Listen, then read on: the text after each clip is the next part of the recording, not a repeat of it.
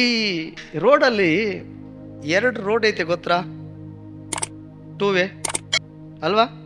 ಒಂದು ರೋಡ್ ಹೋದ್ರೆ ಇನ್ನೊಂದು ರೋಡ್ ಬರೋದು ಅಲ್ವಾ? ಯಾವ ರೋಡಲ್ಲಿ ಹೋಗ್ಬೇಕಾದ್ರೆ ಯಾವ ಕಡೆ ಹೋಗ್ಬೇಕು? ಲೆಫ್ಟ್ ಸೈಡಲ್ಲಿ ಹೋಗ್ಬೇಕಾ, ರೈಟ್ ಸೈಡಲ್ಲಿ ಹೋಗ್ಬೇಕಾ? ನೀವೇನಾರ ಬೈಕು, ಸೈಕಲ್ಲು, ಕಾರು ಅಥವಾ ಇನ್ಯಾವುದರ ವಾಹನದಲ್ಲಿ ಹೋಗೋದಾದರೆ ನಿಮ್ಮ ತಿಳುವಳಿಕೆಗೆ ಗೊತ್ತಿರುವ ಹಾಗೆ ನಾನೊಂದು ಪ್ರಶ್ನೆ ಕೇಳ್ತಾ ಇದ್ದೀನಿ. ನಿಮ್ಮ ಗಾಡಿಯನ್ನು ಯಾವ ಕಡೆ ಓಡಿಸೋಕ್ಕೆ ಇಷ್ಟಪಡ್ತೀರಿ?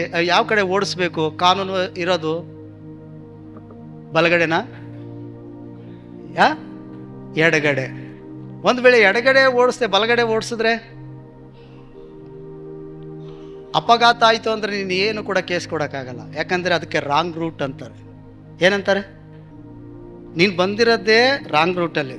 ಇವತ್ತು ಎಷ್ಟೋ ಜನ ತಾವು ಹೋಗ್ತಾ ಇರೋದೇ ರಾಂಗ್ ರೂಟ್ ಅಂತ ಗೊತ್ತೈತೆ ಅವ್ರ ಮನಸ್ಸಿಗೆ, ಆದರೂ ಕೂಡ ಎದುರುಗಡೆ ಯಾವ ಲಾರಿಗೆ, ಯಾವ ಟಿಪ್ಪರ್ಗೆ, ಯಾವ ಬಸ್ಸಿಗೆ ಡಿಕ್ಕಿಯಾಗಿ ಚಿಂದಿ ಚಿತ್ರಾನ್ನ ಆಯ್ತೀನಿ ಅನ್ನೋದು ಗೊತ್ತಿಲ್ಲ. ಆದ್ರೂ ನಾನು ತಾನೇ ಗಾಡಿ ಓಡಿಸ್ತಾ ಇರೋದು, ಕ್ಲಚ್ ನನ್ನ ಕೈಯಲ್ಲೈತೆ, ಎಷ್ಟು ಲೀಟ್ರ್ ನನ್ನ ಕೈಲೈತೆ, ಬ್ರೇಕು ನನ್ನ ಕೈಲೈತೆ, ನನ್ನ ಗಾಡಿಗೆ ಹೆಡ್ಲೈಟು ಐತೆ ಅಂದ್ಬಿಟ್ಟು ರಾಂಗ್ ರೂಟಲ್ಲಿ 120 ಸ್ಪೀಡ್ ಹೋಯ್ತಿದ್ದಾರೆ.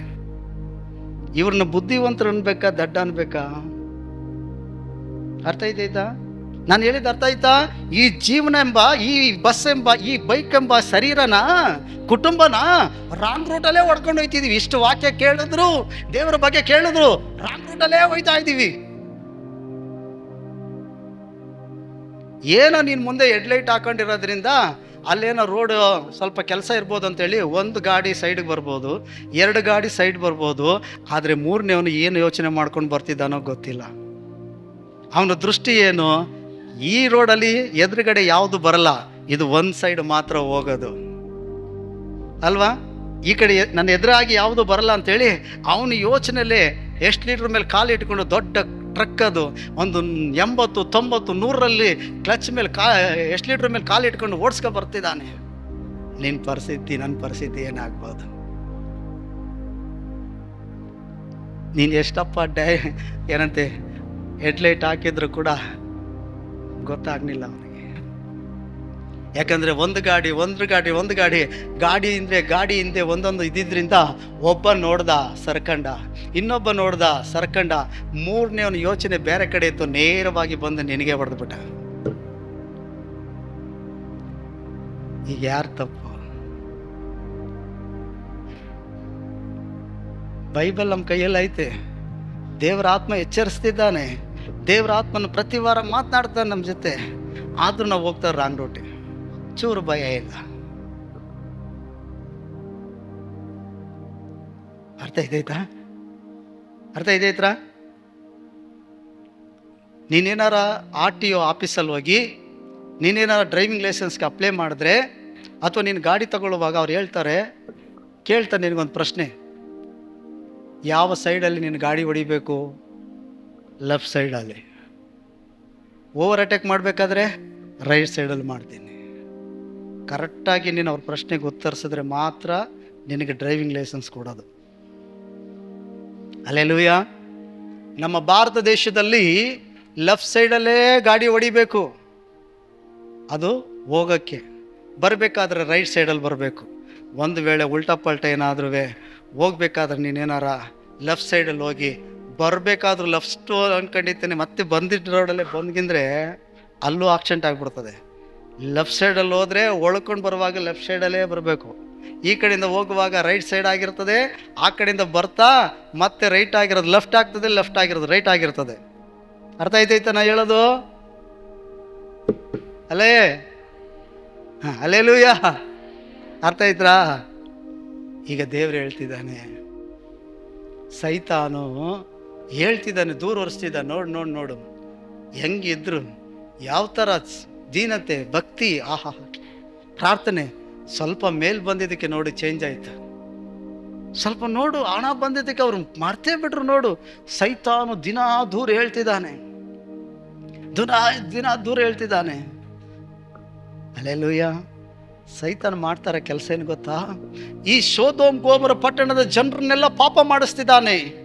ದೇವರಿಗೆ ಅವಿಧೇಯರಾಗಿ ನಡೆಸ್ತಿದ್ದಾನೆ, ಆಸೆಗಳು ತಗೊಬರ್ತಿದ್ದಾನೆ, ಪಾಪದಲ್ಲಿ ಬೀಳಿಸ್ತಿದ್ದಾನೆ. ಮತ್ತೆ ದೇವ್ರ ತ ಹೋಗಿದ್ದೇನೆ ಏನು ಹೇಳ್ತಿದ್ದಾನೆ, ನೋಡು ನಿನ್ನ ಜನರು ಹೆಂಗೆ ಪಾಪ ಮಾಡ್ತಿದ್ದಾರೆ, ನೋಡು ಮನುಷ್ಯರು ಹೆಂಗೆ ಪಾಪ ಮಾಡ್ತಿದ್ದಾರೆ.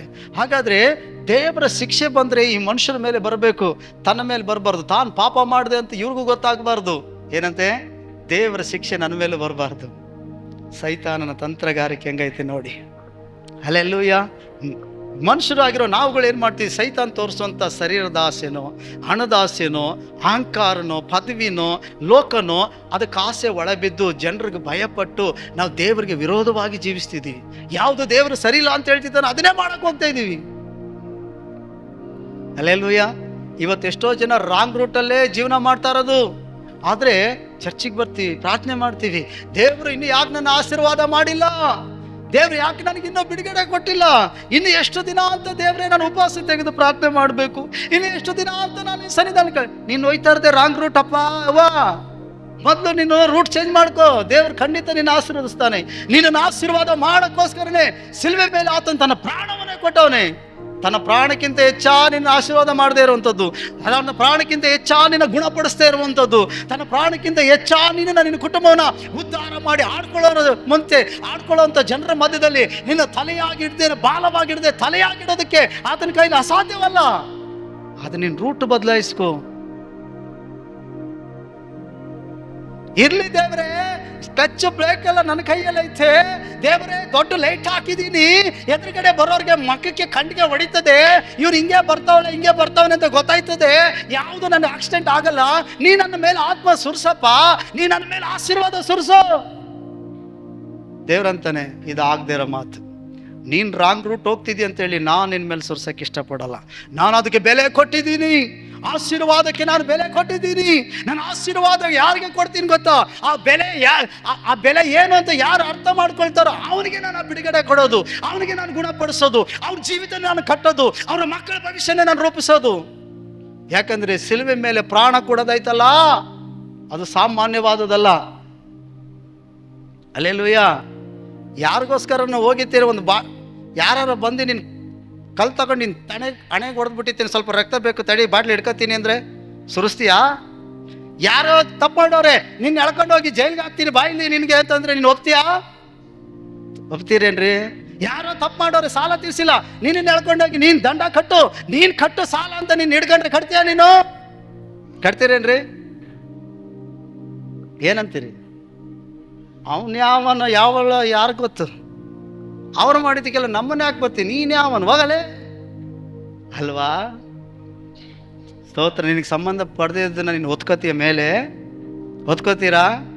ಯೇಸು ಸ್ವಾಮಿಗೆ ಏನು ಸಂಬಂಧಪಟ್ಟಿತ್ತು ನಿನ್ನ ಪಾಪ ಒತ್ಕೊಳ್ಳೋಕ್ಕೆ? ಅವನು ಪಾಪ ಮಾಡದ್ನ, ಆತನ ಮನ ಮುರಿದ್ನ, ವಿಚಾರ ಮಾಡದ್ನ, ಯಾರನ್ನಾದ್ರೂ ಮೋಸ ಮಾಡದ್ನ? ಸಭೆ ಮಾತಾಡ್ರಿ, ಏನು ಮಾಡಿದ್ರು? ನಿನ್ನ ಪಾಪ ತಾನೇ ಒತ್ಕೊಂಡಿತ್ತು. ಅದಕ್ಕೆ ಹೇಳ್ತೇನೆ, ನಾನು ಬೆಲೆ ಕೊಟ್ಟಿದ್ದೀನಿ ಆಶೀರ್ವಾದಕ್ಕೆ. ನೀತಿವಂತನಾಗಿರೋ ನಾನು ನನ್ನ ಪ್ರಾಣವನ್ನು ಕೊಟ್ಟಿದ್ದೀನಿ.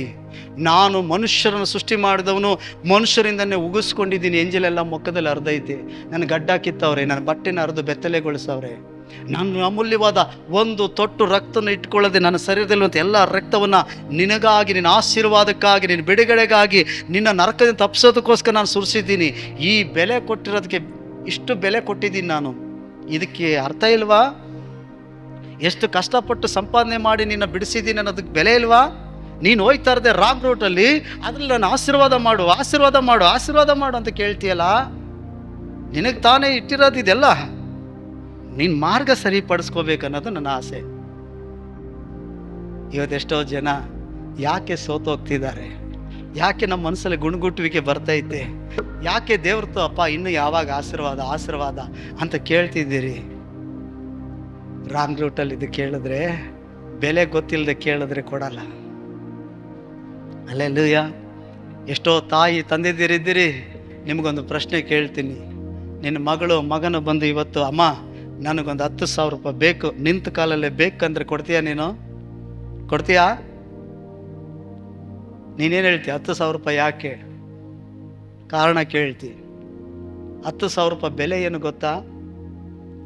ಎಲ್ಲ ಕಾಲೇಜಿಂದ ಸ್ಟೂರ್ ಹೋಗ್ತಿದ್ದಾರೆ. ನಾನು 10,000 ರೂಪಾಯಿ ಸಂಪಾದನೆ ಮಾಡಬೇಕಾದ್ರೆ ನಾನು ಎಷ್ಟು ಬೇವು ನೀರು ಸುರಿಸ್ಬೇಕು, ಎಷ್ಟು ಹೊಲದಲ್ಲಿ ಕೆಲಸ ಮಾಡಬೇಕು, ಎಷ್ಟು ನಾನು ಗೌಂಡಿ ಕೆಲಸಕ್ಕೆ ಹೋಗಿ ಕೆಲಸ ಮಾಡಬೇಕು, ಎಷ್ಟು ವಾರ ದುಡಿಬೇಕು, ಎಷ್ಟು ತಿಂಗಳು ದುಡಿಬೇಕು ಗೊತ್ತಾ ನಿನಗೆ? ಇದ್ರ ಬೆಲೆ ಗೊತ್ತಾ ನಿನಗೆ? ಇರೋರೇನೋ ಹೋಗ್ತಾರೆ ಮಾಡ್ತಾರೆ, ಆದರೆ ಪರಿಸ್ಥಿತಿ ಎಲ್ಲ ಗೊತ್ತಿಲ್ಲದೆ, ಅರ್ಥ ಮಾಡ್ಕೊಳ್ದೆ, 10,000 ರೂಪಾಯಿ ಬೆಲೆ ಗೊತ್ತಿಲ್ಲದೆ ನೀನಂತ ಬಂದು 10,000 ರೂಪಾಯಿಗೆ ಜಗಳ ಮಾಡ್ತಿದ್ದಿ, ಗೋಳಾಡ್ತಿದ್ದಿ, ಬೈತಿದ್ದಿ, ಮನೆ ಬಿಟ್ಟು ಹೋಗ್ತೀನಿ ಅಂತ ಎದುರಿಸ್ತಿದ್ಯಾ? ಅರ್ಥ ಆಯ್ತಾ ನಾ ಹೇಳಿದ್ದು? ಸ್ವಾಮಿನ ಅದೇ ಹೇಳೋದು. ಇವತ್ತು ನಾವು ದೇವ್ರ ತ ಬಂದು ನಾಟಕ ಮಾಡ್ತಾ ಇದ್ದೀವಿ. ಮನೆ ಬಿಟ್ಟು ಹೋಗ್ಬಿಡ್ತೀನಿ, ಚರ್ಚ್ ಬಿಟ್ಬಿಡ್ತೀನಿ, ಪ್ರಾರ್ಥನೆ ಬಿಟ್ಬಿಡ್ತೀನಿ. ಬಿಟ್ಟು ಹೋಗು, ಯಾರಿಗೆ ಬರೋದು ನಷ್ಟ? ಯಾರಿಗೆ ನಷ್ಟ? ಆತನು ಹುಟ್ಟಿದ ಕೊಂಬೆನೇ ಬಿಡ್ನಿಲ್ಲ, ಇನ್ನು ಕಸಿ ಕಟ್ಟಿರೋ ನನ್ನನ್ನೇನು ಬಿಡ್ತಾನ? ಇಸ್ರಾಯೇಲ್ರನ್ನೇ ಬಿಡ್ನಿಲ್ಲ, ದೇವರು ಕಿತ್ತು ಒಗೆದ್ಬಿಟ್ಟ. ಅವನ ಕೃಪೆಯಿಂದ, ದಯೆಯಿಂದ ನಾನು ನೀವು ರಕ್ಷಿಸಲ್ಪಟ್ಟಿವಿ. ಇನ್ನು ನಿಮ್ಮನ್ನು ಬಿಡ್ತಾನೆ ಈ ಥರ ನಾಟಕ ಮಾಡಿದ್ರೆ? ಯೋಚನೆ ಮಾಡು. ಹಲ್ಲೆಲೂಯ. ಅದಕ್ಕೆ ದೇವರು ಹೇಳ್ತಾನೆ, ನಾನು ಬೆಲೆ ಕೊಟ್ಟು ಕೊಂಡುಕೊಂಡಿದ್ದೀನಿ. ಇದು ನಿನಗೋಸ್ಕರನೇ ತಂದಿರುವಂಥ ಕಾರು, ಇದು ನಿನಗೋಸ್ಕರ ಕಟ್ಟಿರೋ ಮನೆ, ಇದು ನಿನಗೋಸ್ಕರ ಇಟ್ಟಿರೋ ನಿತ್ಯ ಜೀವ, ಸಮಾಧಾನ, ಆಶೀರ್ವಾದ ಇದು. ಆದರೆ ಇದು ಈಗ ನಿನಗೆ ಕೊಡಲ್ಲ. ಇದ್ರ ಬೆಲೆ ನಿನಗೆ ಗೊತ್ತಾಗುವಾಗ ಕೊಡ್ತೀನಿ. ಇದಕ್ಕೆ ಬೆಲೆಗೆ ತಕ್ಕ ಹಾಗೆ ನೀನು ಜೀವನ ಮಾಡ್ತೀಯಲ್ಲ, ಪರಿಸ್ಥಿತಿ ಅರ್ಥ ಮಾಡ್ಕೊಳ್ತಿಲ್ಲ, ಆಗ ನಿನಗೆ ಕೊಡ್ತೀನಿ. ಇದಕ್ಕೆ ತಕ್ಕ ಹಾಗೆ ಪ್ರಾಯಸ ಪಡ್ತೀಯಲ್ಲ, ಆ ತೂಕ ನಿನಗೆ ಬರ್ತದಲ್ಲ, ನಾನು ಕೊಟ್ಟರೆ ಉಳಿಸ್ಕೊಳ್ತಾರೆ ಅಂತ, ಆವಾಗ ನಾನು ನಿನಗೆ ಕೊಡ್ತೀನಿ ಅಂತ ಹೇಳ್ತಾನೆ ದೇವರು.